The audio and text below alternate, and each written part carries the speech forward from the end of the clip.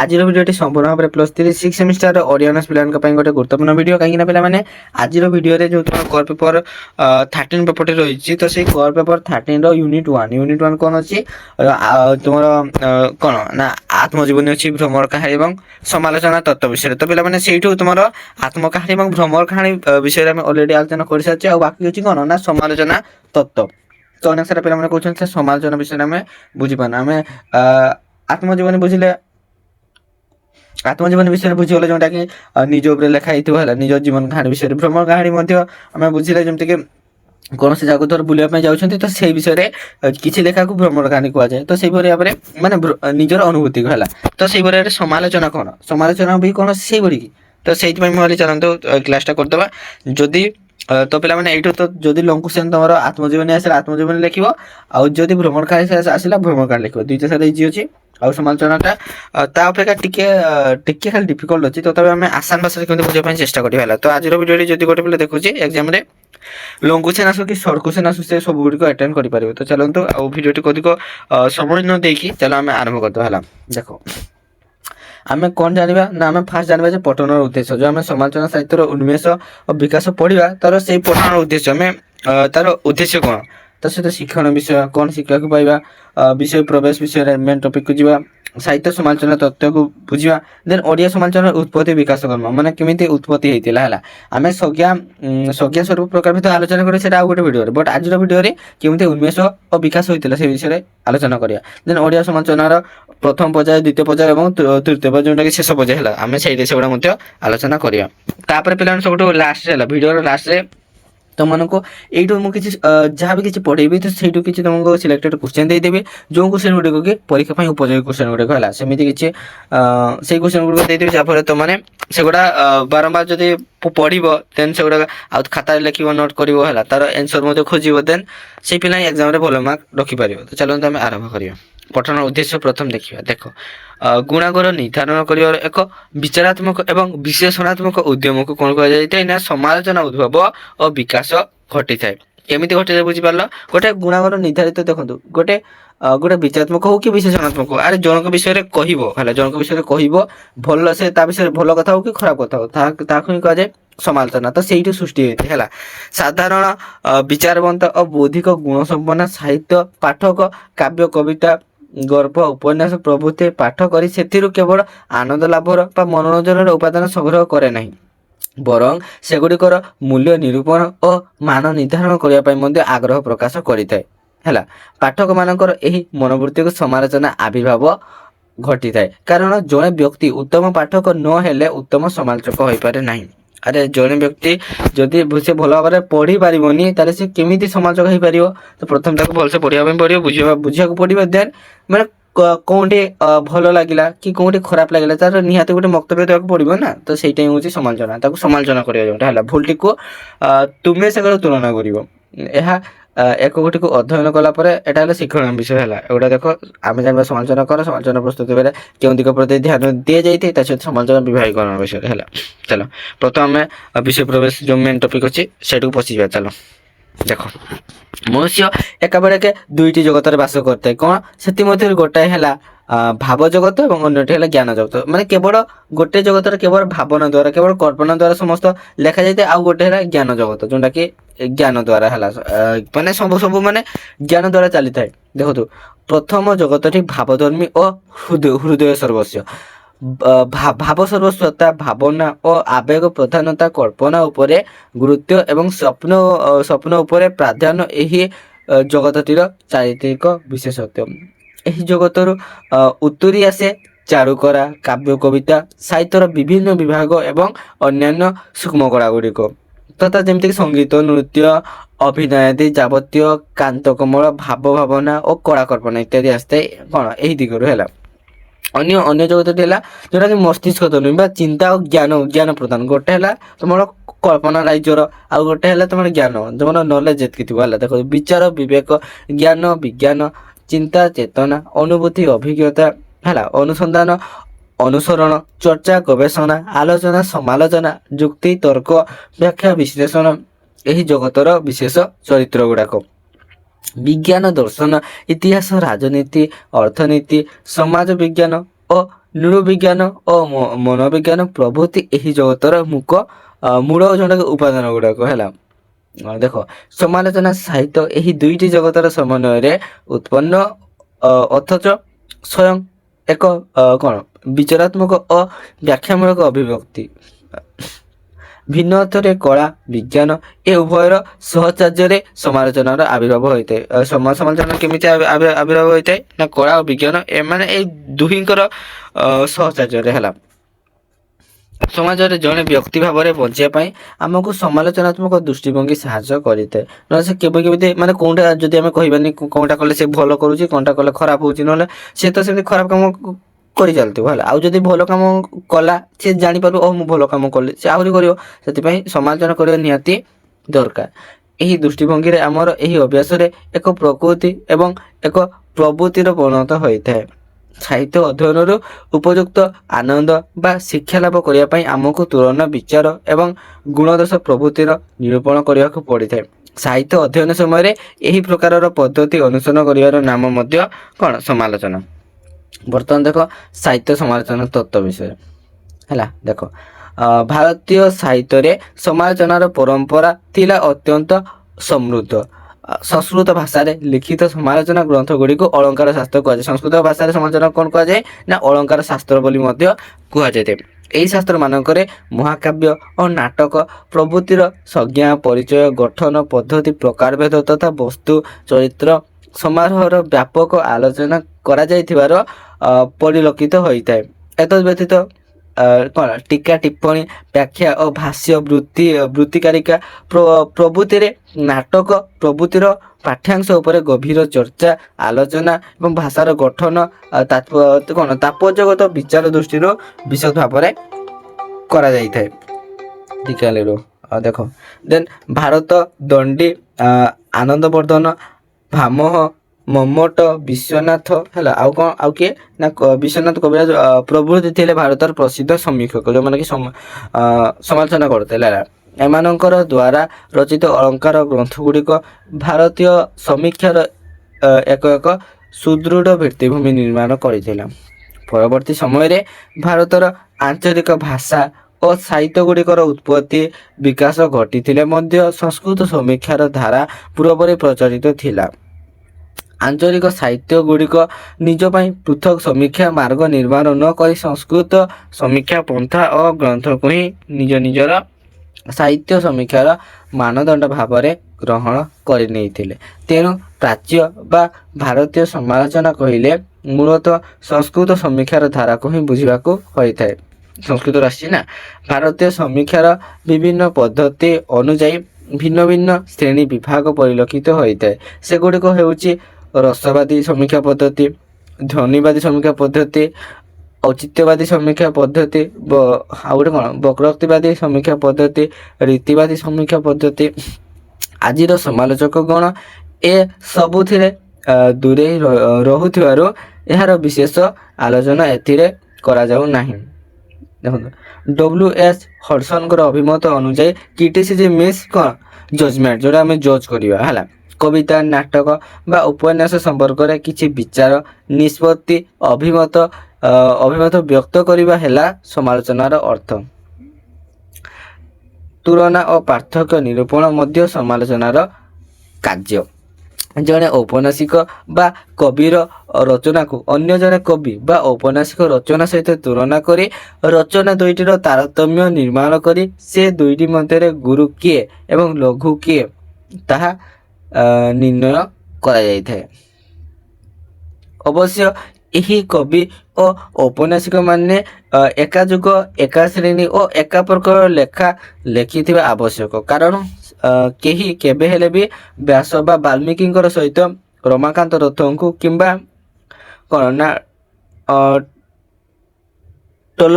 ଟଲଷ୍ଟୟଙ୍କ war and piece ସହିତ ମଲାଜନ ଉପନ୍ୟାସକୁ ତୁଳନା କରିବାକୁ ଇଚ୍ଛା କରିବେ ନାହିଁ। କାରଣ ସେଟା ଗୋଟେ ଡିଫରେଣ୍ଟ ଧରଣ। ଗୋଟେ ୱାର୍ ଆଣ୍ଡ ପିସ୍ ସେଟା ଗୋଟେ ଟାଇପ୍ର, ମଲାଜନ ଆଉ ଗୋଟେ ଟାଇପ୍ର ହେଲା। ଗୋଟେ ପୁରା କାଳ୍ପନିକ ଥିଲାବେଳେ ଆଉ ଗୋଟେ କିଛି ଜ୍ଞାନ ଭିତ୍ତିକ ହୋଇଥାଏ। ମାନେ ଦୁଇଟି ସାର୍ ଅଲଗା ଅଲଗା, ତ ତାକୁ ତୁଳନା କଲେ ହବ କି ନା ହବନି। ସମାଲୋଚନା ଲେଖିବା ପାଇଁ ଉପାଦାନ ଯୋଗାଇ ଦିଅନ୍ତି କବି। ନାଟ୍ୟକାର ଓ ଉପନ୍ୟାସିକ ମାନେ ଏମାନଙ୍କ ଦ୍ୱାରା ଲିଖିତ କବିତା ନାଟକ ବା ଉପନ୍ୟାସ ପ୍ରଭୃତି ମଧ୍ୟ ଖଣ୍ଡିଏ ଖଣ୍ଡିଏ ସମାଲୋଚନା ପୁସ୍ତକ ଅର୍ଥାତ୍ ଜୀବନର ସମାଲୋଚନା ବା ବ୍ୟାଖ୍ୟା ଅର୍ଥାତ୍ କବିତା ନାଟକ ପ୍ରଭୃତି ଲେଖାଯାଏ ଏବଂ ପରେ ଏହି ଜୀବନର ସମାଲୋଚନା ଅର୍ଥାତ୍ କ୍ରିଟିସିଜିମ୍ ଲେଖାଯାଏ। ତେଣୁ ଜୀବନର ସମାଲୋଚନା କରିବା ହିଁ ହେଉଛି ସମାଲୋଚନାର ପ୍ରକୃତ ଅର୍ଥ। ପ୍ରାଚୀନ ଗ୍ରୀସର ପ୍ରସିଦ୍ଧ ସମାଲୋଚକ କ'ଣ ଲଙ୍ଗିଉସ୍ ସମାଲୋଚନା ସମ୍ପର୍କରେ ଏକ ତତ୍ତ୍ୱ ପ୍ରଚାର କରିଥିଲେ। ଏ ସମ୍ପର୍କରେ ସେ ଯେଉଁ ପୁସ୍ତକଟି ଲେଖିଥିଲେ ସେଥିରେ ଏହି ତତ୍ତ୍ୱର ଉଲ୍ଲେଖ କରିଥିଲେ। କ'ଣ ଅନ୍ ଦି ସବଲାଇମ୍ ନାମକ ପୁସ୍ତକରେ ଲିଖିତ ଏହି ସବଲାଇମ୍ ତତ୍ତ୍ୱ ଶୈଳୀର ଗୁରୁତ୍ୱ ସମ୍ପର୍କରେ ଯୁକ୍ତି ଉପସ୍ଥାପିତ କରେ। ତାଙ୍କର ତତ୍ତ୍ୱରୁ ଜଣାଯାଏ ଯେ ସମୁଚ୍ଚ ଭାବ ବା ଉଚ୍ଚତା ଯେଉଁଟାକି ସବଲାଇନ୍ ହିଁ ସାହିତ୍ୟର ଶେଷ କଥା ବା ସମୁଚ୍ଚ ଭାବ ହେଲା ଆନନ୍ଦ। ସାହିତ୍ୟରେ ସବଲାଇମ୍ର ପ୍ରଭାବ ଯୁକ୍ତିତର୍କ ଦ୍ୱାରା ନୁହେଁ ବରଂ ପ୍ରକାଶ କ୍ଷମତା ବା ଅଭ୍ୟନ୍ତରକୁ ଆଲୋକିତ କରିବାର କ୍ଷମତା ଯେଉଁଟାକି କ'ଣ ଇଲୁମିନେସନ୍ ଦ୍ୱାରା ସମ୍ଭବ ହୋଇଥାଏ। ଏହାର ଆବେଦନ ବା ଭାବର ଉତ୍ପାଦନ କ୍ଷମତା ଯୁକ୍ତି ଦ୍ୱାରା ନୁହେଁ ବରଂ କଳ୍ପନା ଦ୍ୱାରା ସମ୍ଭବ ହୋଇଥାଏ। ମନ ଉପରେ ଏହାର ପ୍ରଭାବ ତାତ୍କାଳିକ ବା ଆକସ୍ମିକ ହୋଇଥାଏ। ସବଲାଇମ୍ ତତ୍ତ୍ୱର ମୂଳ କଥା ହେଲା ଶବ୍ଦ ନିର୍ବାଚନ ଶୈଳୀର ସୌନ୍ଦର୍ଯ୍ୟ ବିଧାନ ଏବଂ ରଚନାର ଅଭିଜାତ ପ୍ରତିଷ୍ଠା। ଏଗୁଡ଼ାକ ଅବଶ୍ୟ ରଚନାର ବାହ୍ୟ ଦିଗ ହେଲା କଳାକାରର ନିଜର ପ୍ରକୃତି ବିଷୟରେ। ଏହି ସବଲାଇମ୍ ତତ୍ତ୍ୱ ଭିତରେ ସାହିତ୍ୟ ସମୀକ୍ଷା ହିଁ ସମାଲୋଚନାର ଅର୍ଥ ଓ ତାତ୍ପର୍ଯ୍ୟ ବୋଲି ଲଙ୍ଗିସନଙ୍କର ମତାମତରୁ ଜଣାଯାଇଥାଏ। ସମାଲୋଚନାର ଅର୍ଥ ଓ ତାତ୍ପର୍ଯ୍ୟ ପ୍ରସଙ୍ଗରେ ଫରାସୀ ସାହିତ୍ୟର ଇତିହାସ ଲେଖକ କିଏ ନା ଟାଇନଙ୍କର ସମାଲୋଚନା ତତ୍ତ୍ୱ ଉଲ୍ଲେଖଯୋଗ୍ୟ। ସେ ସାହିତ୍ୟକୁ ସାମାଜିକ ଶକ୍ତିରୁ ଉତ୍ପନ୍ନ ବୋଲି ମନେ କରିଥିଲେ। ତାଙ୍କର କହିବା ଅନୁଯାୟୀ କବି ଏବଂ ସମାଲୋଚକମାନେ ସେମାନଙ୍କର ନିଜର ଯୁଗ ଓ ସମୟ ଧାରାକୁ ଉତ୍ପନ୍ନ ଏବଂ ଯେଉଁ ସମାଜରେ ସେମାନେ ଜନ୍ମ ଯେଉଁ ପରିବେଶରେ ସେମାନେ ଜୀବନ ଅତିବାହିତ କରନ୍ତି ଏବଂ ଯେଉଁ ସ୍ଥାନ ଓ କାଳରେ ସେମାନେ ବଞ୍ଚିଥାନ୍ତି ସେସବୁର ପ୍ରଭାବ ସେମାନଙ୍କଠାରେ କାର୍ଯ୍ୟ କରିଥାଏ। ଏ କ୍ଷେତ୍ରରେ ତାଙ୍କର ପ୍ରସିଦ୍ଧ ବିଚାର ହେଲା କି ରେସ୍ ମିଲିୟୁ ଏଣ୍ଡ ମୋମେଣ୍ଟ ଥିଓରି। କବି କଳାକାରର ଚେତନା ତା ଯୁଗ ପାରିପାର୍ଶ୍ୱିକ ଅବସ୍ଥା ଦ୍ୱାରା ପ୍ରଭାବିତ ଓ ନିୟନ୍ତ୍ରିତ ହୋଇଥାଏ। ଏହା ହିଁ ଜବମର ଜାତି ବା ମିଲିୟୁ ପାରସ୍ପରିକ ଅବସ୍ଥା ଏବଂ ମୁଭମେଣ୍ଟ ଯେଉଁଟାକି ସମୟ ଥିଓରି ନାମରେ ପରିଚିତ ହୋଇଥାଏ। ସାହିତ୍ୟ ରଚନାଟିର ମୂଲ୍ୟ ନିର୍ଦ୍ଧାରଣ ସମୟରେ ସମାଲୋଚକ ଏହି ତତ୍ତ୍ୱର ଅନୁସରଣ କରିବା ଆବଶ୍ୟକ ବୋଲି ଟାଇନଙ୍କର ସମାଲୋଚନା ତତ୍ତ୍ୱରୁ ଉପଲବ୍ଧି କରାଯାଇଥାଏ। ପ୍ରସିଦ୍ଧ ଇଂରାଜୀ କବି ଓ ସମାଲୋଚକ ଦେଖନ୍ତୁ ମର୍ଟେଥୁ ଆର୍ନଲ୍ଡ 1888 ସମାଲୋଚନାର ପ୍ରକୃତି ସମ୍ପର୍କରେ ସ୍ୱରଚିତ the function of criticism at the present time ସମାନ ବର୍ତ୍ତମାନ ସମୟ ଇତ୍ୟାଦି କ'ଣ ଏଇଟା ସେ ଲେଖିଛନ୍ତି। ପ୍ରବନ୍ଧରେ କହିଛନ୍ତି ଯେ ସମାଲୋଚନାର ଅର୍ଥ ହେଲା କି ପୃଥିବୀରେ ଯେଉଁ ଶ୍ରେଷ୍ଠ ବିଷୟଗୁଡ଼ିକ ଜଣାଶୁଣା ଏବଂ ଯେଉଁ ବିଷୟକୁ ଶ୍ରେଷ୍ଠ ବୋଲି ବିଚାର କରାଯାଏ ତାକୁ ସବୁ ଜାଣିବା ଏବଂ ତାହାରି ଭିତ୍ତିରେ ଏକ ସତ୍ୟ ଏବଂ ସତ୍ୟ ଧାରଣା ସୃଷ୍ଟି କରିବା। କୌଣସି ଏକ ଶ୍ରେଷ୍ଠ ସାହିତ୍ୟ ପୁସ୍ତକ ଅଧ୍ୟୟନ କରି ସେଥିରେ ଥିବା ଶ୍ରେଷ୍ଠ ବିଷୟଗୁଡ଼ିକୁ ନିଜେ ଜାଣିବା ଅନ୍ୟକୁ ଜଣାଇବା ଏବଂ ସେହି ଭିତ୍ତିରେ ଏକ ସତ୍ୟନିଷ୍ଠ ଓ ନୂତନ ଚେତନା ସୃଷ୍ଟି କରିବା ସମାଲୋଚନାର କାର୍ଯ୍ୟ ହୋଇଥାଏ। ସମାଲୋଚନା ଏକ ସାମାଜିକ ଆବଶ୍ୟକତା। ସମାଜର ସାଂସ୍କୃତିକ ଧାରାକୁ ରୂପ ଦେବାରେ ସମାଲୋଚନାର ଭୂମିକା ରହିଛି। ଏହି ଦୃଷ୍ଟିରୁ ବିଚାର କଲେ ସମାଲୋଚନା ଜୀବନ ସହିତ ସମ୍ପୃକ୍ତ ଏକ ବିଷୟ। ସମାଲୋଚନାର ଅଭାବରେ ଜୀବନର ଗଠନ ପ୍ରକ୍ରିୟା ସଂଶୋଧିତ ଓ ପୂର୍ଣ୍ଣାଙ୍ଗ ହୋଇପାରିବ ନାହିଁ। ତେଣୁ ପୁଙ୍ଖାନୁପୁଙ୍ଖ ବିଚାର ସୂକ୍ଷ୍ମ ପରୀକ୍ଷା ଓ ଅଧ୍ୟବସାୟ ଦ୍ୱାରା ପାଠ୍ୟାଂଶର ଗଭୀର ଅନୁଶୀଳନ ମାଧ୍ୟମରେ ସାହିତ୍ୟ କ୍ଷେତ୍ରରୁ ପ୍ରାପ୍ତ ସମାଲୋଚନାତ୍ମକ ଜ୍ଞାନ ଓ ଅଭିଜ୍ଞତା ପରିଶେଷରେ ଜୀବନର ଓ ସମାଜର ପୁଙ୍ଖାନୁପୁଙ୍ଖ ବିଚାର ସଂଶୋଧନ ଏବଂ ଦୃଢ଼ୀକରଣ ସହାୟତା କରିଥାଏ। ତାପରେ ଦେଖନ୍ତୁ ଦେଖିବା ଯେଉଁ ପ୍ରସିଦ୍ଧ ସମାଲୋଚକ ୱାଲ୍ଟର ପେଟର କେତେରେ ନା 1839ରୁ 94 ସମାଲୋଚନା ସ୍ୱରୂପ ବିଷୟରେ ଦି ରିନାଇସେନ୍ସ ପ୍ରବନ୍ଧରେ ଲେଖିଛନ୍ତି ଯେ ସମାଲୋଚନା ବିଶୁଦ୍ଧ ସରଳ ମୃଦୁ ବା ଶିଷ୍ଟ ଆଗ୍ରହ ଉତ୍ସାହ ଅନୁରାଗ ଯୁକ୍ତ ଏବଂ ଜ୍ଞାନ ସମ୍ପ୍ରସାରଣରେ ସାମର୍ଥ୍ୟ ହେବା ଆବଶ୍ୟକ ହୋଇଥାଏ। କିନ୍ତୁ ସମାଲୋଚନା କେବେ ହେଲେ ବି ଘୃଣାଜନକ ହେବା ଉଚିତ ନୁହେଁ। ଏହା ସୃଜନଶୀଳତାର ଏକ ଆନନ୍ଦଦାୟକ ଅଭିବ୍ୟକ୍ତି ଅଟେ। କେଉଁ ମୂଳତତ୍ତ୍ୱ ଉପରେ ସମାଲୋଚନାର ରୂପ ଗଠିତ ହେବ ତାହା ମଧ୍ୟ ଏକ ଗୁରୁତ୍ୱପୂର୍ଣ୍ଣ ପ୍ରଶ୍ନ। ସମାଲୋଚକମାନଙ୍କର ମଧ୍ୟରୁ କେହି କୌଣସି ନିର୍ଦ୍ଦିଷ୍ଟ ଯୁଗକୁ କେହି ରୋମାଣ୍ଟିକ ପଦ୍ଧତି କ୍ଲାସିକ ପଦ୍ଧତି ପ୍ରଭୃତି ସାହିତ୍ୟିକ ପଦ୍ଧତିକୁ ଅନ୍ୟ କେହି ନିର୍ଦ୍ଦିଷ୍ଟ ବିଚାରଧାରାକୁ କିମ୍ବା କୌଣସି ପ୍ରଚଳିତ ଧାରାକୁ ରୀତିକୁ ବା ଆକୃତିକୁ ସେମାନଙ୍କର ସମାଲୋଚନାର ମୂଳତତ୍ତ୍ୱ ଭାବରେ ଗ୍ରହଣ କରିଥାନ୍ତି।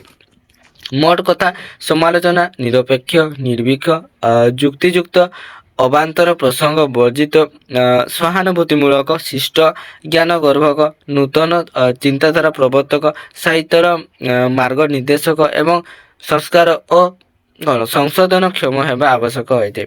ସମାଲୋଚନା ସତ୍ୟର ଯେତିକି ନିକଟବର୍ତ୍ତୀ ହେବ ତାର ଗୁରୁତ୍ୱ ମଧ୍ୟ ସେତିକି ପରିମାଣରେ ବୃଦ୍ଧି ପ୍ରାପ୍ତ ହେବ। ସମାଲୋଚନାର ତଥ୍ୟ ଓ ତତ୍ତ୍ୱ ତ ନିଶ୍ଚିତ ରହିବ, ମାତ୍ର କଳ୍ପନା ଏଥିରେ ଏକ ଅନାବଶ୍ୟକ ଓ ଅପ୍ରାସଙ୍ଗିକ ବିଷୟ ଅଟେ। ସମାଲୋଚନା କ୍ଷେତ୍ରରେ ବିଭିନ୍ନ ଉଦ୍ଦେଶ୍ୟ ବିଭିନ୍ନ କାର୍ଯ୍ୟ ଏବଂ ବିଭିନ୍ନ ପ୍ରକାରର ପଦ୍ଧତି ଅନୁସୃତ ହେଉଥିବାର ପରିଲକ୍ଷିତ ହୋଇଥାଏ। ଏହି ସମସ୍ତ ବିଚାରରେ ସମାଲୋଚନାକୁ କେତେକ ଶ୍ରେଣୀରେ ବିଭକ୍ତ କରାଯାଇଥାଏ। ସେଗୁଡ଼ିକ ଉତ୍ପତ୍ତି ଓ ବିକାଶ ପ୍ରାଚୀନ ଗ୍ରୀସରୁ ଆଧୁନିକ ଓ ତତ୍ତ୍ୱାଧୁନିକ ୟୁରୋପ ପର୍ଯ୍ୟନ୍ତ ପରିବ୍ୟାପ୍ତ ହୋଇଥାଏ। ଏବେ ମଧ୍ୟ ସମାଲୋଚନା କ୍ଷେତ୍ରରେ ବିଭିନ୍ନ ପଦ୍ଧତି ଉଦ୍ଭାବିତ ହୋଇଥାଏ। ବିଂଶ ଶତାବ୍ଦୀ ପୂର୍ବରୁ ପାଶ୍ଚାତ୍ୟ ସାହିତ୍ୟ କ୍ଷେତ୍ରରେ ଯେଉଁ କେତେକ ମୁଖ୍ୟ ସମାଲୋଚନା ପଦ୍ଧତି ପ୍ରଚଳିତ ରହିଥିଲା ସେଗୁଡ଼ିକୁ ଏହିପରି ଯଥା ନିର୍ଣ୍ଣୟାତ୍ମକ ବା ବିଚାରମୂଳକ ପଦ୍ଧତି, ଏହାର ଅନ୍ୟ ନାମ କ'ଣ ଜୁଡ଼ିକାଲ କ୍ରିଟିସିଜିମ୍। ଏହି ପଦ୍ଧତି ଅନୁଯାୟୀ ସମାଲୋଚନା କରିବା ଅର୍ଥ ବିଚାର କରିବା। ଗ୍ରୀସ କ୍ରିଟିକ ଶବ୍ଦରୁ ଇଂରାଜୀରେ କ୍ରିଟିସିଜିମ୍ ବା ସମାଲୋଚନାର ଉଦ୍ଭବ, ଏହାର ଅର୍ଥ ଜଜ୍ ଅର୍ଥାତ୍ ସାହିତ୍ୟର ବିଶ୍ଳେଷଣ ପରିମାପ ମୂଲ୍ୟାଙ୍କନ ଓ ବିଚାର ପ୍ରଣାଳୀ ହିଁ ସମାଲୋଚନା। ଇଂରାଜୀ ସମାଲୋଚକ ଦେଖନ୍ତୁ ରିଚାର୍ଡସ୍ ମଧ୍ୟ କହନ୍ତି, ଆଇ ଏ ରିଚାର୍ଡ ହେଲା। ଦେଖନ୍ତୁ ଟୁ ସେଟଅପ୍ ଆସ୍ ଏ କ୍ରିଟିକ୍ ଇଜ୍ ଟୁ ସେଟଅପ୍ ଆସ୍ ଏ ଜଜ୍ ଅଫ୍ ଭ୍ୟାଲ୍ୟୁଜ୍। କବିତା ନାଟକ ବା ଉପନ୍ୟାସ ପ୍ରଭୃତିରେ ଯେଉଁ ମୂଲ୍ୟବୋଧର ଉପସ୍ଥାପନ ହୋଇଥାଏ ସେଗୁଡ଼ିକୁ ବିଚାର କରି ସେଗୁଡ଼ିକର ଦୋଷ ଗୁଣ ନିର୍ଣ୍ଣୟ କରିବା ଏହି ପଦ୍ଧତିର କାର୍ଯ୍ୟ। ତେବେ ସମାଲୋଚନାର ଜଜମେଣ୍ଟର ଭୂମିକା ଗୁରୁତ୍ୱପୂର୍ଣ୍ଣ ହେଲେ ମଧ୍ୟ ଏହା ବିବିଧ ଅନିଶ୍ଚିତ ଓ ନିଷ୍ପତ୍ତିହୀନ ହୋଇଥିବାରୁ ଏହାର ପ୍ରୟୋଗ ପ୍ରଶ୍ନବାଚୀ। ତୁଳନାତ୍ମକ ସମାଲୋଚନାର ପଦ୍ଧତି ପ୍ରାଚ୍ୟ ବିଦ୍ୟାବିତ୍ ମ୍ୟାକ୍ସ ମୁଲର ଏବଂ ଦେଖନ୍ତୁ ମ୍ୟାକ୍ସ ମୁଲର ସ୍ୱପ୍ରଦତ୍ତ ଯେଉଁଟାକି କ'ଣ lectures of the science and ରିଲିଜିଅନରେ କହିଛନ୍ତି ଯେ ଦେଖନ୍ତୁ all higher knowledge is gained by କ'ଣ ନା comparison and rest on comparison. ମାନେ ଯେଉଁଟାକି କମ୍ପାରିଜନ୍ ହେଲା, ଯଦି ଆମେ ଜଣଙ୍କ ସହିତ ଆଉ ଜଣକୁ କମ୍ପେୟାର କରିବାନି ଦେନ୍ ମାନେ ଆରେ ଦେଖନ୍ତୁ କିଏ ବେଶୀ କେଉଁଟା କମ୍ ସେଇଟା ଜଣାପଡ଼ିବନି, କେଉଁଟା ଭୁଲ କେଉଁଟା ଠିକ୍ ସେଇଟା ମଧ୍ୟ ଜଣାପଡ଼ିବ ନାହିଁ। ତୁଳନା ବ୍ୟତୀତ ଭଲ ମନ୍ଦର ପାର୍ଥକ୍ୟ ନିରୂପଣ ଅସମ୍ଭବ ହୋଇଥାଏ ହେଲା। ଯଦି ତୁଳନା କରିବା ତାହେଲେ ଜାଣିବା କେମିତି କେଉଁଟା ଭୁଲ କେଉଁଟା ଠିକ୍। ସମାଲୋଚନା କ୍ଷେତ୍ରରେ ମଧ୍ୟ ତୁଳନାତ୍ମକ ପଦ୍ଧତିର ଏକ ସ୍ୱତନ୍ତ୍ର ସ୍ଥାନ ରହିଅଛି। ଅନ୍ୟାନ୍ୟ ଦୁଇଟି ସାହିତ୍ୟକୃତି ମଧ୍ୟରେ ତୁଳନା ଓ ପାର୍ଥକ୍ୟ ବିଚାର ପ୍ରୟୋଗ କରି ପ୍ରକୃତ ସତ୍ୟର ଆବିଷ୍କାର କରିବା ଏବଂ ତଦନୁଯାୟୀ ରଚନାର ମୂଲ୍ୟ ନିରୂପଣ ଓ ମାନ ନିର୍ଦ୍ଧାରଣ କରିବା ସମାଲୋଚନାର ଏକ ପ୍ରତିଷ୍ଠିତ ଏବଂ ପାରମ୍ପରିକ ପଦ୍ଧତି।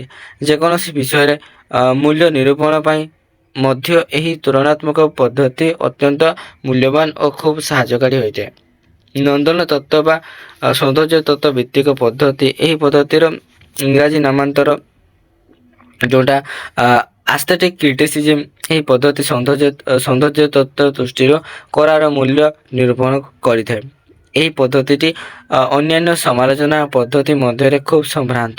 ଯେଉଁ ବିଷୟଗୁଡ଼ିକୁ ନେଇ ଏହା କାର୍ଯ୍ୟ କରେ ସେଗୁଡ଼ିକ ହେଲା ସଙ୍ଗୀତ କବିତା ଏବଂ ମନୁଷ୍ୟର ଅନ୍ୟାନ୍ୟ କଳାତ୍ମକ କୋମଳ ଭାବ।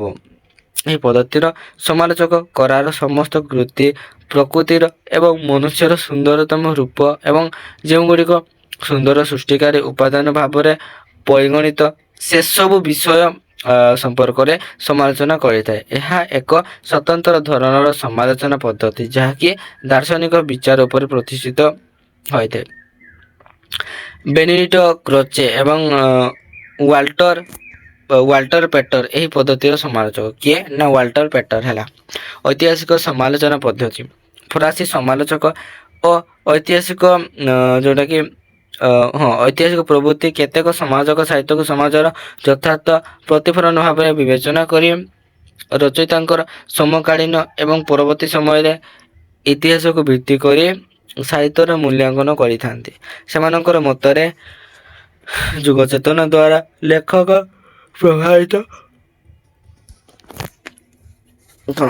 ପ୍ରଭାବିତ ହୋଇଥାନ୍ତି। ତେବେ ସମକାଳୀନ ଘଟଣା ପ୍ରବାହ ଓ ପରିବେଶ ଦ୍ୱାରା ଲେଖକ ପ୍ରଭାବିତ ହେଲେ ସେ ସମସ୍ତଙ୍କୁ ସମନ୍ୱିତ କରେ ଦେଶକାଳିତ ସାହିତ୍ୟ କୃତି ରଚନା କରିବାକୁ ସମର୍ଥ। ମନୋବୈଜ୍ଞାନିକ ସମାଲୋଚନା ପଦ୍ଧତି ଏହି ପଦ୍ଧତି ସାଇକୋ ଆନାଲାଇସିସ୍ ବା ମନଃ ସମୀକ୍ଷଣ ଉପରେ ଗୁରୁତ୍ୱାରୋପ କରିଥାଏ। ମନୋବୈଜ୍ଞାନିକ ଜଙ୍ଗଙ୍କର ମତରେ ଏକ୍ଟିଭ ଫାଣ୍ଟାସି ବା କ୍ରିୟାଶୀଳ କଳ୍ପନା ହେଲା କରା ସୃଷ୍ଟିର ମୂଳ ଉତ୍ସ। କଳ୍ପନାର ଅନୁପ୍ରେରଣା ପାଇଁ କବି ଶ୍ରେଷ୍ଠ କବିତା ରଚନା କରିପାରେ। ଯେତେବେଳେ କବି ମାନେ ଅନୁପ୍ରେରଣା ଯେଉଁଟାକି ଆମେ ଯେଉଁଟାକି ମୋଟିଭେସନ ହେଲା, ମୋଟିଭେସନ ଯେତେବେଳେ ପାଇଥାଉ ତ ମାନେ ଆହୁରି ଭଲ ଭଲ କବିତା ଗୁଡ଼ିକ ସେମାନେ କ'ଣ କବି ରଚନା କରିପାରିବେ ଏବଂ ଅନୁପ୍ରେରଣା ଲାଭ କରି କବିତା ରଚନା କରିଥାନ୍ତି। ସେତେବେଳେ ସେମାନେ ଉପଯୁକ୍ତ ମାନସିକ ଭାରସାମ୍ୟ ଅବସ୍ଥାରେ ନଥାନ୍ତି। ସେମାନଙ୍କର ମାନସିକ ଅବସ୍ଥା ଭିନ୍ନ ପର୍ଯ୍ୟାୟ ଦେଇ ଗତି କରୁଥାଏ। ମନୋବୈଜ୍ଞାନିକ ସିଗମଣ୍ଡ ଫ୍ରଏଡଙ୍କର ମନଃ ସମୀକ୍ଷଣ ଏବଂ ଅବଚେତନତ୍ୱ ଅନୁଯାୟୀ କବିତା ନାଟକ ଉପନ୍ୟାସ ପ୍ରଭୃତିର ସମୀକ୍ଷା କରିବା ଏହି ପଦ୍ଧତିର କାର୍ଯ୍ୟ। ମୋଟ ଉପରେ ଯେଉଁ ସମାଲୋଚନା ପଦ୍ଧତିରେ ଚେତନା ଓ ଅବଚେତନାର ବିଶ୍ଳେଷଣ ଦୃଷ୍ଟିରୁ ସାହିତ୍ୟର ମୂଲ୍ୟ ନିରୂପିତ ହୋଇଥାଏ ତାହା ହିଁ ମନସ୍ତାତ୍ତ୍ୱିକ ସମାଲୋଚନା ପଦ୍ଧତି ବୋଲି କୁହାଯାଏ। ରୋମାଣ୍ଟିକ ସମାଲୋଚନା ପଦ୍ଧତି ଏହାର ଅନ୍ୟ ନାମ ସୃଜନାତ୍ମକ ସମାଲୋଚନା। ଏହି ପଦ୍ଧତି ଆବେଗ ଓ କଳ୍ପନା ଉପରେ ନିର୍ଭରଶୀଳ। ଏହି ସମାଲୋଚନାର ବିଚାର ବୌଦ୍ଧିକତା ଓ ଯୁକ୍ତିର ଆଶ୍ରୟ ନିଆ ନ ଯାଇ ସମାଲୋଚନାର ବ୍ୟକ୍ତିଗତ ସୃଜନଶୀଳ ପ୍ରତିଭା ଏବଂ କଳ୍ପନା ଶକ୍ତି ଉପରେ ଗୁରୁତ୍ୱ ଆରୋପ କରାଯାଇଥାଏ। ରୋମାଣ୍ଟିକ ସମାଲୋଚକଙ୍କ ମତରେ ସାହିତ୍ୟ ସମାଲୋଚନାରେ ବିଚାର ବିଶ୍ଳେଷଣ ଓ ମୂଲ୍ୟାୟନର ପ୍ରବେଶ ନିଷେଧ। ବିଚାରକର ଭୂମିକା ନେଇ ସାହିତ୍ୟ ସମାଲୋଚନାରେ ପ୍ରବୃତ୍ତ ହେବା ପାଇଁ ଏହି ପଦ୍ଧତିରେ ପସନ୍ଦ କରାଯାଏ ନାହିଁ। ଏହି ସମାଲୋଚନାରେ ସମାଲୋଚକର ବ୍ୟକ୍ତିଗତ ରୁଚି ପସନ୍ଦ ଏବଂ ବିଷୟକୁ ସେ କିପରି ବ୍ୟକ୍ତିଗତ ଦୃଷ୍ଟିରୁ ବୁଝିଛି ଏବଂ କିପରି ଢଙ୍ଗରେ ତାହା ବୁଝାଇବ ସେ ବିଷୟରେ ସେ ପୂର୍ଣ୍ଣ ସ୍ୱାଧୀନ ହେଲା ଫ୍ରିଡମ୍ ଯେଉଁଟାକି ପାଇଥାଏ। ତାଙ୍କୁ ବ୍ୟକ୍ତିଗତ ଭାବରେ ଯାହା ଭଲ ଲାଗେ ବା ମନ୍ଦ ଲାଗେ ତାହା ହିଁ ନିୟନ୍ତ୍ରଣ କରେ ଏହି ପଦ୍ଧତିକୁ। ଏହି ଧାରାରେ ଗୋଟିଏ ବିଶିଷ୍ଟ ରୂପ ହେଲା ପୁନଃ ସୃଷ୍ଟିଧର୍ମୀ ବା ଯେଉଁଟାକି ରିକ୍ରିଏଟିଭ ହେଲା। ରିକ୍ରିଏଟିଭ ସମାଲୋଚନା କବିତା ନାଟକ ବା ଉପନ୍ୟାସର ସମାଲୋଚନା କରୁ କରୁ ସମାଲୋଚକ ଭିନ୍ନ ଏକ ମୌଳିକ ସୃଜନଧର୍ମୀ ରଚନା ଲେଖିଦିଅନ୍ତି। ତେଣୁ ଏହି ସମାଲୋଚନାର ଅନ୍ୟ ନାମ ସୃଜନାତ୍ମକ ସମାଲୋଚନା। ଏହା ଏକ ନୂତନ ସୃଷ୍ଟି। ତେଣୁ ରୋମାଣ୍ଟିକ ସମାଲୋଚକର ନିଜସ୍ୱ ଆତ୍ମପ୍ରକାଶ। ତେବେ ବିଚାର ବୁଦ୍ଧିକୁ ସନ୍ଦେହ କରିବା ଫଳରେ ଏହି ସମାଲୋଚନା ଧାରାରେ ବେପାରୁଆ ଯେଉଁଟାକି ବିଜନେସ୍ କପଟି ବାଲା ହେଲା ତା ସହିତ ଦୁଃସାହସୀ ଆପ୍ତବାକ୍ୟ ଅସୁସ୍ଥ ଭାବ ବିଳାସ ଅସ୍ପୃଶ୍ୟତାର ଧୂମଜାଲ ଇତ୍ୟାଦି ପାଇଁ ପଥ ଉନ୍ମୁକ୍ତ ଏବଂ ମୂଳ ବିଷୟବସ୍ତୁର ନିଃଶବ୍ଦ ଅପସାରଣ ଏଥିରେ ଅତି ସାଧାରଣ କଥା। କଳ୍ପନାର ବା ଅନୁଭୂତିର ଅନୁସର୍ଯ୍ୟକୁ ଅସ୍ୱୀକାର କରାଯାଇପାରେ କିନ୍ତୁ ଯଥାଯଥ ସ୍ଥାନରେ ଏହାର ନିର୍ଦ୍ଦିଷ୍ଟ ଭୂମିକାକୁ ଅସ୍ୱୀକାର କରାଯାଇ ନପାରେ। କ୍ଲାସିକ ସମାଲୋଚନା ପଦ୍ଧତି ପାଶ୍ଚାତ୍ୟ ସମାଲୋଚନା ପ୍ରକୃତରେ ଆରମ୍ଭ ହୋଇଥିଲା ପ୍ରାଚୀନ ଗ୍ରୀସର ମହାମନୀଷୀ ଆରିଷ୍ଟଟଲଙ୍କ ଠାରୁ। ତେଣୁ ହିଁ କ'ଣ ନା ତାଙ୍କୁ ହିଁ ପ୍ରକୃତରେ ପାଶ୍ଚାତ୍ୟ ସମାଲୋଚନାର ଜନକ ବୋଲି ଅଭିହିତ କରାଯାଇପାରିବ। ନାଟକ କିପରି ଲେଖାଯିବ ସେ ସମ୍ପର୍କରେ ସେ ପ୍ରଥମେ କିଛି ନୀତି ନିୟମ ପ୍ରଣୟନ କରିଥିଲେ।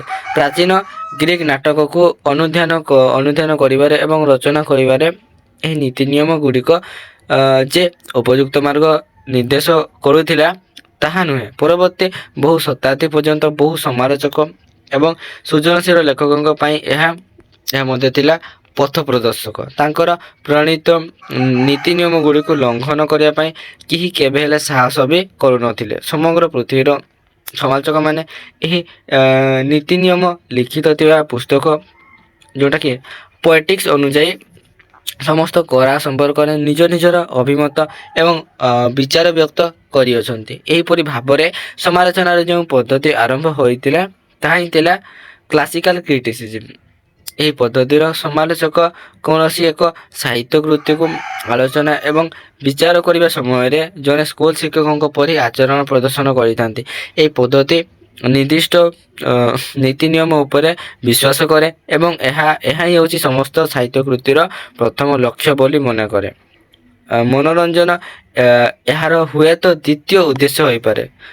କବିତାର ରୂପ ଗଠନରେ ସମତା, ଶୃଙ୍ଖଳା ଏବଂ ସମ ଅନୁପାତ ଉପରେ ଏହି ପଦ୍ଧତି ଗୁରୁତ୍ୱ ଆରୋପ କରିଥାଏ। କବି ବା କଳାକାର ଠାରୁ ସମାଲୋଚକ ସମ୍ପୂର୍ଣ୍ଣ ଭିନ୍ନ ବୋଲି ଏଥିରେ ମନେ କରାଯାଏ। ସମାଲୋଚକମାନେ ପ୍ରତିଷ୍ଠିତ ନୈତିକତା ଓ ମୂଲ୍ୟବୋଧର ପ୍ରତିନିଧି ଏବଂ ସେମାନଙ୍କର ଏକମାତ୍ର ଲକ୍ଷ୍ୟ ହେଲା ସେହି ନୈତିକତା ଓ ମୂଲ୍ୟବୋଧର ସ୍ତରକୁ କବି ଓ କଳାକାରଙ୍କୁ ଉନ୍ନୀତ କରାଇବା। ଏହି ପଦ୍ଧତିରେ କଳ୍ପନାର ପ୍ରାଧାନ୍ୟତାକୁ ସ୍ୱୀକୃତି ଦିଆଯାଏ ନାହିଁ କି ଆତ୍ମନିଷ୍ଠତାକୁ ସବଜେକ୍ଟିଭିଟିକୁ ମଧ୍ୟ ଅନ୍ତର୍ଭୁକ୍ତ କରାଯାଇ ନଥାଏ। ସମାଲୋଚକଙ୍କ ବ୍ୟକ୍ତିଗତ ଅନୁଭୂତି ଓ ଆବେଗ ପ୍ରଭୃତିର କୌଣସି ଭୂମିକା ଏଥିରେ ନଥାଏ।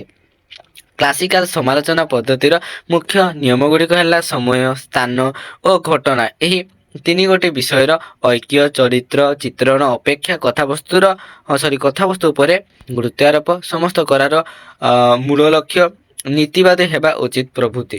ଏହି ନିୟମ ଗୁଡ଼ିକ ପାଳିତ ହେଉଥିବାରୁ ଆରିଷ୍ଟଟଲ ଟ୍ରାଜେଡି ଏବଂ ମହାକାବ୍ୟକୁ ସାହିତ୍ୟର ସର୍ବଶ୍ରେଷ୍ଠ ପରିପ୍ରକାଶ ବୋଲି ପ୍ରଶଂସା କରିଅଛନ୍ତି। ତେଣୁ ଏଗୁଡ଼ିକ କ୍ଲାସିକ ସାହିତ୍ୟର ସର୍ବଶ୍ରେଷ୍ଠ ଅଭିବ୍ୟକ୍ତି ଗୁଡ଼ାକ।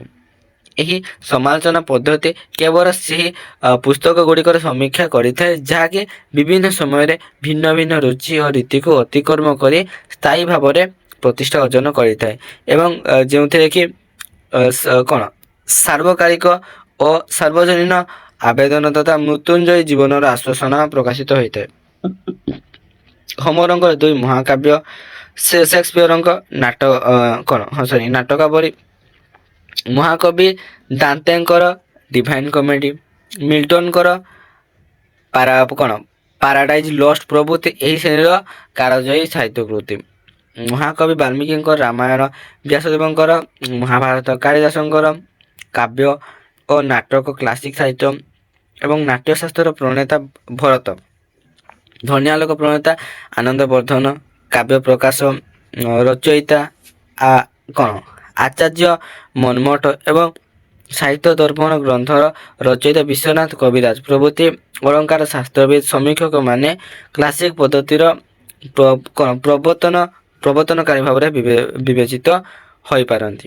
ନୂତନ ସମାଲୋଚନା ପଦ୍ଧତି ବିଂଶ ଶତାବ୍ଦୀର ଏହା ଏକ ପଦ୍ଧତି ଏବଂ ଆଧୁନିକ ସମାଲୋଚନା ପଦ୍ଧତି। ଏହା ନ୍ୟୁ କ୍ରିଟିସିଜିମ୍ ନାମରେ ପରିଚିତ। ଏହା ସମାଲୋଚନାର ଇତିହାସରେ ଏକ ନୂତନ ପଦ୍ଧତିର ପ୍ରବର୍ତ୍ତନ କରିଥିଲା। ତେଣୁ ନୂତନ ସମାଲୋଚନା ବୋଲି ଏହାର ଦେଖନ୍ତୁ ଯେଉଁ ନାମକରଣ କରାଯାଇଛି ତାହା ହିଁ ଯଥାର୍ଥ। ସାହିତ୍ୟ ସମାଲୋଚନା କ୍ଷେତ୍ରରେ ଏହା ଥିଲା ପ୍ରକୃତରେ ଏକ ଆନ୍ଦୋଳନ। ବିଂଶ ଶତାବ୍ଦୀର ତୃତୀୟ ଦଶକରେ ମୁଖ୍ୟତଃ ଆମେରିକାର ଆନୁଷ୍ଠାନିକ ସ୍ତରରେ ଏହାର ଉଦ୍ଭବ ଘଟିଥିଲା ଏବଂ ଏହି ଶତାବ୍ଦୀର ମଧ୍ୟଭାଗରେ ପାଶ୍ଚାତ୍ୟ ଜଗତରେ ବିଶେଷତଃ ଆମେରିକାରେ ଯେଉଁ ପ୍ରଭାବଶାଳୀ ସମାଲୋଚନା ପଦ୍ଧତି ପ୍ରଚଳିତ ହୋଇଥିଲା ତାହାର ନାମ ଥିଲା ନୂତନ ସମାଲୋଚନା। ଏହି ନାମଟି ଆସିଥିଲା କେଉଁଠୁ? କିନ୍ତୁ ଦେଖନ୍ତୁ ଅନେକ ସାରା ଲୋକମାନେ ଭିନ୍ନ ଭିନ୍ନ ମତ ଦେଇଛନ୍ତି ଏଠିରୁ। ଦେଖନ୍ତୁ ଏଇ ସମାଲୋଚନା ଆନ୍ଦୋଳନଟି ମୁଖ୍ୟତଃ ରୋମାଣ୍ଟିସିଜିମର ବିରୁଦ୍ଧ ଚରଣ ମାନେ ତାର ଜଣେ ମାନେ ବିରୁଦ୍ଧ ହେଲା ଏଗେନ୍ଷ୍ଟ ଯୋଉଟା ଦାର୍ଶନିକ ଓ ଭାଷାତାତ୍ତ୍ୱିକ ଦୃଷ୍ଟିରୁ କବିତା ଓ କଳ୍ପନାଧର୍ମୀ ଗଦ୍ୟ ଉପରେ ଧ୍ୟାନ କେନ୍ଦ୍ରୀଭୂତ କରିଥାଏ। ଏହି ଧାରାର ସମାଲୋଚକମାନେ କବିତାର ପାଠ୍ୟାଂଶର ଗଭୀର ଅଧ୍ୟୟନ ଏବଂ ତାହାର ତାତ୍ତ୍ୱିକ ବିଶ୍ଳେଷଣ ଉପରେ ଗୁରୁତ୍ୱାରୋପ କରନ୍ତି। ଏହି ପଦ୍ଧତି ସାହିତ୍ୟର ପାଠ୍ୟାଂଶକୁ ଗଭୀର ଭାବରେ ଅଧ୍ୟୟନ କରିବା ପାଇଁ ଏହି ଭିତ୍ତିରେ ଜୀବନକୁ ମଧ୍ୟ ଅଧ୍ୟୟନ କରିବା ପାଇଁ ପ୍ରବର୍ତ୍ତନା ଦେଇଥାଏ।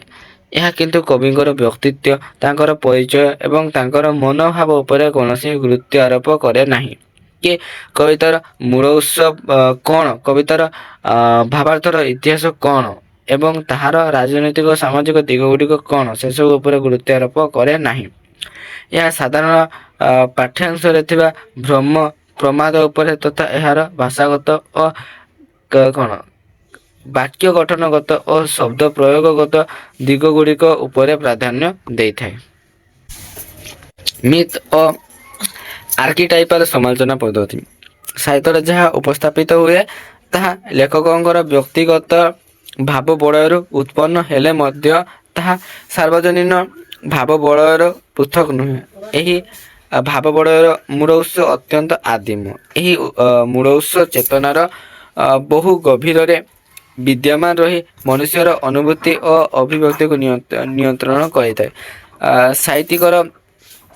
ସାହିତ୍ୟ କୃତିଟିଏ ବର୍ତ୍ତମାନ କାଳରେ ରଚିତ ହେଲେ ମଧ୍ୟ ତାହା ଗୋଟେ ଜାତିର ଆଦିମ ଧାର୍ମିକ ପର୍ବପର୍ବାଣୀର ପୌରାଣିକ ପୃଷ୍ଠଭୂମିର ଏବଂ ମଣିଷର ଆଦିମ ଜୀବନଯାତ୍ରାକାଳୀନ ବିଭିନ୍ନ ଲୌକିକ ଓ ଅଲୌକିକ ବିଶ୍ୱାସରୁ ପୃଥକ ନୁହେଁ। ଉକ୍ତ ସାହିତ୍ୟ କୃତିର ଭାବବୃତ୍ତରୁ ମୂଳ କେଉଁଠାରେ ଏହା ଖୋଜି ଜଣେ ହୁଏତ ପହଞ୍ଚିବ ତାର ଲେଖକଙ୍କର ଗଭୀର ଅବଚେତନ ମନରେ, ଯାହାକି ନିର୍ମିତ ହୋଇଥାଏ ଅସଂଖ୍ୟ ଆଦିମ କାମନା, ବାସନା ଏବଂ ସ୍ୱପ୍ନ ଓ ସମ୍ଭାବନାରୁ କିମ୍ବା ପ୍ରାଚୀନ ମିଥ୍ ଧର୍ମୀ କାହାଣୀର ପ୍ରତ୍ୟକ୍ଷ ବା ପରୋକ୍ଷ ପ୍ରଭାବ ଓ ପୃଷ୍ଠଭୂମିରୁ। ମିଥ୍ ଧର୍ମୀ ସମାଲୋଚନାର କାର୍ଯ୍ୟ ହେଲା କୌଣସି ଏକ ସାହିତ୍ୟକୃତି ଭିତରେ ମୂଳ ଉତ୍ସର ସନ୍ଧାନ କରିବା, ଯାହାକି ମଣିଷର ଅତ୍ୟନ୍ତ ଆଦିମ ଅନୁଭୂତି ବା ଆଦିମ ପୌରାଣିକ ଚେତନାରୁ ପୃଥକ ନୁହେଁ। ଏହି ରୀତିରେ ପ୍ରତ୍ୟେକ କାବ୍ୟ, ନାଟକ ବା ଉପନ୍ୟାସ ମୂଳ ଉତ୍ସରୁ ସନ୍ଧାନ କରିବା ମିଥ୍ ଧର୍ମୀ ସମାଲୋଚନାର କାର୍ଯ୍ୟ। ଆର୍କିଟାଇପାଲ ସମାଲୋଚନା ମଣିଷର ସ୍ୱରୂପ, ଜନ୍ମ, ଶୈଶବ ଓ ବିବାହ ପ୍ରଭୃତି ସମ୍ପର୍କିତ ବିଷୟଗୁଡ଼ିକର ମୂଳ ସୂତ୍ର ବିଭିନ୍ନ ପୌରାଣିକ କାହାଣୀ ମଧ୍ୟରୁ ଆବିଷ୍କାର କରାଯିବାର ଉଦ୍ୟମ କରାଯାଇଥାଏ। ସାମ୍ପ୍ରତିକ କାଳରେ ଜ୍ଞାନ ରାଜ୍ୟର ବିଭିନ୍ନ ବିଷୟ ଓ ସମାଜ ବିଦ୍ୟା ମଧ୍ୟରେ ସମ୍ପର୍କ କ୍ରମଶଃ ନିକଟତର ଓ ଦୃଢ଼ ହେଉଅଛି। ସାହିତ୍ୟର ସମ୍ପର୍କ ବହୁମୁଖୀ ଓ ଦୂରପ୍ରସାରୀ ଧର୍ମ, ଦର୍ଶନ, ସଂସ୍କୃତି, ମନସ୍ତତ୍ତ୍ୱ, ଇତିହାସ, ରାଜନୀତି, ତା ସହିତ ନୃତତ୍ତ୍ୱ ଏ ସକଳ ପ୍ରତି ଯଥାଯଥ ଦୃଷ୍ଟି ରଖି ସାହିତ୍ୟର ମହତ୍ତ୍ୱ କଳନା କରନ୍ତି।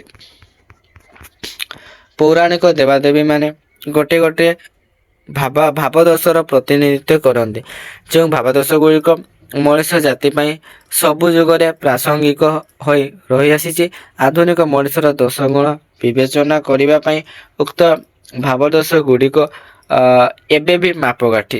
ମଣିଷର ଅବଚେତନର ଅନ୍ତର୍ଚେତନାକୁ ଅନୁଧ୍ୟାନ କରିବା ପାଇଁ ଉକ୍ତ ଭାବାଦର୍ଶ ଗୁଡ଼ିକ ଅତ୍ୟନ୍ତ ସହାୟକ। ଏଗୁଡ଼ିକ ପୁଣି ପୁରାଣ ଗର୍ଭିକ ହୋଇଥିବାରୁ ଧାର୍ମିକ ଭିତ୍ତିଭୂମି ପ୍ରାପ୍ତ, ଲୋକପ୍ରିୟ ଓ ସାର୍ବଜନୀନ। ଏହି ଭାବାଦର୍ଶ ଗୁଡ଼ିକ ଆର୍କିଟାଇପ୍ ବା ଆଦ୍ୟ ନମୁନା। ଆଦିମ ଅପରାଧ ଗୁଡ଼ିକ ମଧ୍ୟ ଆର୍କିଟାଇପ୍। ଏହି ଭାବାଦର୍ଶ ବା ଅପରାଧ ଗୁଡ଼ିକ ମଣିଷର ଆଦିମ ଅନୁଭୂତିରୁ ଉତ୍ପନ୍ନ ଏବଂ ସମୟକ୍ରମେ ବିଭିନ୍ନ ରୂପ ଧରି ବୃଦ୍ଧିପ୍ରାପ୍ତ ହୋଇଥାଏ। ଏଗୁଡ଼ିକ ହିଁ ମଣିଷର ଆଦି ଜ୍ଞାନ ଓ ଆଦି ଅଭିଜାତ୍ୟ ହେଲା। ଏହା କୌଣସି ଜଣେ ମଣିଷଠାରେ ସୀମିତ ନୁହେଁ, ଏହା ସମଗ୍ର ଜାତି ମଧ୍ୟରେ ପରିବ୍ୟାପ୍ତ। ଜାତିର କଲେକ୍ଟିଭ ଇନ୍ସରେ ସ୍ମୃତି ରୂପରେ ବିଦ୍ୟମାନ। ପୁରାଣ ନ ପଢ଼ିଲେ ମଧ୍ୟ ସଂସ୍କାର ଆକାରରେ ଜଣେ ବ୍ୟକ୍ତିର ଅବଚେତନରେ ଏହା ବିଦ୍ୟମାନ ରହିଥାଏ। ଏହାକୁ ଭିତ୍ତି କରାଯାଇ ଯେଉଁ କାବ୍ୟ କବିତା ବା ଗଳ୍ପ ଉପନ୍ୟାସ ରଚିତ ତାର ସମାଲୋଚନା ବା ବ୍ୟାଖ୍ୟା ବିଶ୍ଳେଷଣ କରିବା ଅଥବା ଉକ୍ତ ମାନଦଣ୍ଡ ଅନୁଯାୟୀ ସମଗ୍ର ସାହିତ୍ୟ ଜଗତର ଅନୁଧ୍ୟାନ କରିବା ଆର୍କିଟାଇପାଲ ସମାଲୋଚନା ବୋଲି ସମାଲୋଚନାର କାର୍ଯ୍ୟ। ଆଧୁନିକ କାଳରେ ସମାଲୋଚନାର ପ୍ରଭୃତି ରୂପ ବୈଚିତ୍ର୍ୟ ଅନୁସାରେ ସମାଲୋଚକ ଗଣ ଏହାକୁ ବସ୍ତୁନିଷ୍ଠ, ଆତ୍ମନିଷ୍ଠ, ବୌଦ୍ଧିକ, ଭାଷାମୂଳକ, ଜୀବନଭିତ୍ତିକ, ଯୁକ୍ତିନିଷ୍ଠ, ତୁଳନାତ୍ମକ, ଐତିହାସିକ, ସମାଜତାତ୍ତ୍ୱିକ, ମନସ୍ତାତ୍ତ୍ୱିକ, ଭାଷାତାତ୍ତ୍ୱିକ, ମାର୍କସୀୟ, ଇମ୍ପ୍ରେସନିଷ୍ଟିକ, ଆର୍କିଟାଇପାଲ ଓ ଅନ୍ତର୍ବୈଷୀୟ ସହଯୋଗମୂଳକ ସମାଲୋଚନା ଭାବରେ ନାମିତ କରିଛନ୍ତି। ବସ୍ତୁନିଷ୍ଠ ପଦ୍ଧତିରେ ସାହିତ୍ୟର ବିଷୟ ବସ୍ତୁମୂଲ୍ୟ ବିଚାର ଉପରେ ପ୍ରାଧାନ୍ୟ ଦିଆଯାଇଥାଏ। ଆତ୍ମନିଷ୍ଠ ପଦ୍ଧତିରେ ସମାଲୋଚକ ଗ୍ରନ୍ଥ ମଧ୍ୟରେ ଲେଖକଙ୍କର ବ୍ୟକ୍ତି ରଞ୍ଜିତ ଅନୁଭୂତି, ଭାବଚେତନା ଓ ଗ୍ରନ୍ଥ ପାଠ ଫଳରେ ତାଙ୍କର ମୁଗ୍ଧ ମନରେ ଜାତ ହେଉଥିବା ଭାବାନୁସଙ୍ଗ କରନ୍ତି।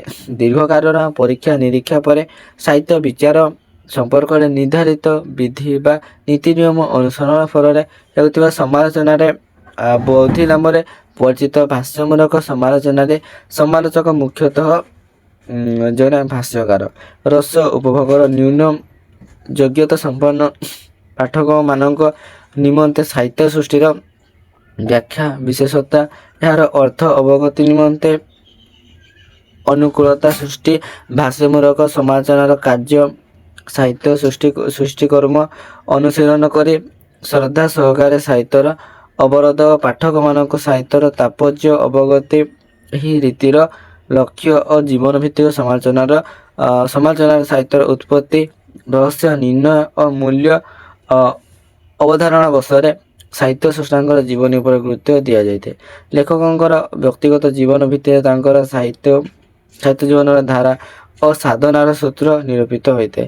ଯୁକ୍ତିନିଷ୍ଠ ସମାଲୋଚନାର ଆରୋହୀ ପନ୍ଥା ବା ଇଣ୍ଡୁକେଟିଭ ପ୍ରୋସେସ ଅବଲମ୍ବନ କରନ୍ତି। ବିଶେଷରୁ ନିର୍ବିଶେଷ ଦୃଷ୍ଟାନ୍ତକୁ ତତ୍ତ୍ୱ ପରୀକ୍ଷାରେ ସିଦ୍ଧାନ୍ତରେ ଉପନୀତ ହେବାର ସୋପାନ ସଦୃଶ ଏହି ପଦ୍ଧତି। ତୁଳନାତ୍ମକ ସମାଲୋଚନାରେ ଏକ ଦେଶର ସାହିତ୍ୟ ସଙ୍ଗରେ ଅପର ଦେଶର ସାହିତ୍ୟ ଜଣେ ଲେଖକଙ୍କର ସାହିତ୍ୟ ସୃଷ୍ଟି ସହିତ ଅନ୍ୟ ଲେଖକଙ୍କର ସାହିତ୍ୟ ସୃଷ୍ଟିର ସାଦୃଶ୍ୟ ଓ ବୈସାଦୃଶ୍ୟ ନିରୂପିତ ହୋଇଥାଏ। ସାମ୍ପ୍ରତିକ ଦେଶକାଳର ସୀମା ସଂକୁଚିତ ଓ ମାନବ ଚିତ୍ତର ଅଭାବନୀୟ ପ୍ରସାର ଘଟୁଥିବା କାଳରେ ଏହି ସମାଲୋଚନା ପଦ୍ଧତିର ଉପଯୋଗିତା ସ୍ୱୀକାର୍ଯ୍ୟ। ଏ ଧରଣର ସମାଲୋଚନା ଫଳରେ ବିଭିନ୍ନ ଦେଶର ସାହିତ୍ୟ ଓ ସାହିତ୍ୟ ସ୍ରଷ୍ଟାଙ୍କ ସହିତ ଅପରିଚୟର ବ୍ୟବଧାନ ଦୂରୀଭୂତ ହୋଇଥାଏ। ଅନୁସନ୍ଧିତ୍ସ ପାଠକମାନଙ୍କର କୌତୂହଳ ଚରିତାର୍ଥ ହୋଇଥାଏ। ଐତିହାସିକ ସମୀକ୍ଷା ରୀତିରେ ଆଲୋଚକଙ୍କ ଦୃଷ୍ଟି ଇତିହାସ ଉପରେ ନିବଦ୍ଧ। ଫରାସୀ ସମାଲୋଚକ ଏଡଲଫ ଟେଇନ ଇଂରେଜୀ ସାହିତ୍ୟରେ ଇତିହାସ ରଚନା ଅବସରରେ ଜାତି, ଯୁଗ, ମୁହୂର୍ତ୍ତ ବା ବିଶେଷ ସମୟରେ ପରିବେଶ ଉପରେ ଗୁରୁତ୍ୱ ଦେଇଥିଲେ।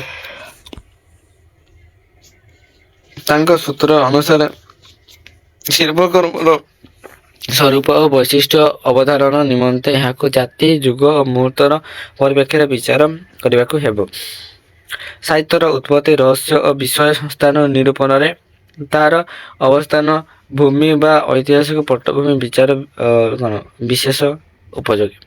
ଐତିହାସିକ ସମାଲୋଚନା ରୀତିର ଅପର ପାର୍ଶ୍ୱ ହେଉଛି ମାର୍କସୀୟ ସମାଲୋଚନା। ଏହି ପଦ୍ଧତିର ମୂଳ କଥା ହେଲା ଶିଳ୍ପୀର ରୂପ, ବିଷୟବସ୍ତୁର କଳ୍ପିତ ରୂପ। ଏହା କେବଳ ଜାତି, ଯୁଗ ଓ ମୁହୂର୍ତ୍ତ ଦ୍ୱାରା ନିୟନ୍ତ୍ରିତ ନୁହେଁ, ଏକ ଅର୍ଥନୈତିକ ଭିତ୍ତି ସହିତ ସମ୍ପୃକ୍ତ। ଐତିହାସିକ ରୀତିର ସମାଲୋଚକ ଜାତି, ଯୁଗ ଓ ସମାଜର ଇତିହାସ ବା ଘଟଣା ପ୍ରବାହ ସହ ସାହିତ୍ୟ ସୃଷ୍ଟିର ସମ୍ପର୍କ ନିରୂପଣ କରୁଥିଲା ବେଳେ ମାର୍କସୀୟ ସମାଲୋଚକ ଐତିହାସିକ ବସ୍ତୁବାଦର ଦୃଷ୍ଟିଭଙ୍ଗୀ ଦ୍ୱାରା ଶ୍ରେଣୀ ଦ୍ୱନ୍ଦ୍ୱର ପୃଷ୍ଠଭୂମି ଅର୍ଥାତ୍ ଆଦିମ ସମାଜ, ଦାସ ସମାଜ, ସାମନ୍ତବାଦୀ, ପୁଞ୍ଜିବାଦୀ ଓ ସାମ୍ୟବାଦୀ ସମାଜ ସହିତ ସମ୍ପର୍କ ବିଚାରରେ ସାହିତ୍ୟର ବ୍ୟାଖ୍ୟା କରିଥାନ୍ତି।